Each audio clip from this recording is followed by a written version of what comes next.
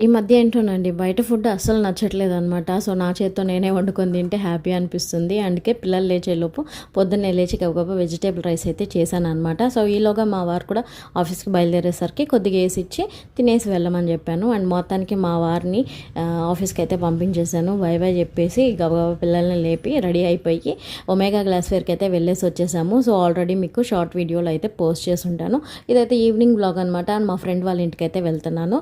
So, తను కూడా అక్కడే సేమ్ అపార్ట్మెంట్స్లలో ఉంటుంది. అండ్ 1 ఇయర్ బ్యాక్ అయితే చూశాను, కానీ తను డెలివరీకి వెళ్ళిపోయింది. తర్వాత మొత్తానికి బాబుని తీసుకొని వచ్చాక ఇప్పుడే మళ్ళీ మీట్ అవుతున్నాం. అండ్ మనం హౌస్ షిఫ్ట్ అవ్వడానికి కూడా నా ఫ్రెండే చాలా హెల్ప్ చేసిందండి నాకు.